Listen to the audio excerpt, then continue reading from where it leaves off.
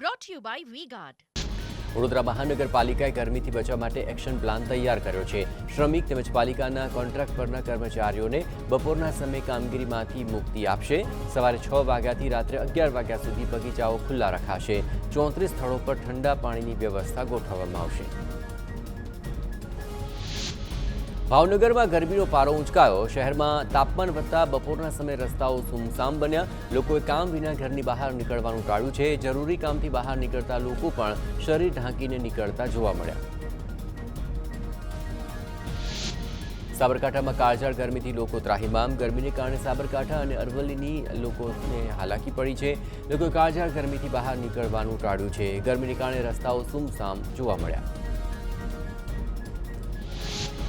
પાલનપુરના ગઢ પંથકમાં 9000 હેક્ટરના વાવેતર પર ખતરો। ખેડૂતોએ બાજરી અને મગફળીના પાકનું વાવેતર કર્યું છે, જેના માટે દાંતીવાડા ડેમમાંથી પાણી આપવા ખેડૂતો માંગ કરી રહ્યા છે। હજુ 10 દિવસ પાણી ન આપવામાં આવે તો પાક નિષ્ફળ જવાની પણ ખેડૂતોએ ભીતિ વ્યક્ત કરી છે। પાણી મળે તો પાક બચી શકે તેમ હોવાથી સિંચાઈ વિભાગને રજૂઆત કરી। જામનગરના નંદપુર ગામના ઊંડ 1 ડેમમાંથી પાણી છોડવામાં આવ્યું। જામનગર, ધ્રોલ અને જોડિયા તાલુકાના 15 ગામડાઓને સચેત કરાયા। નીચાણવાળા વિસ્તારમાં આવેલા ગામડાઓના ચેકડેમ ભરવા માટે સરકારની મંજૂરી। નીચાણવાસના ગામોમાં નાગરિકોને નદીના પટમાં અવરજવર ન કરવા માટે સૂચના અપાઈ।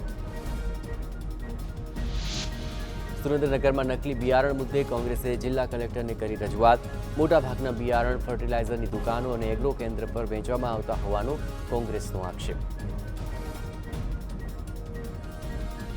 Brought to you by V-Guard.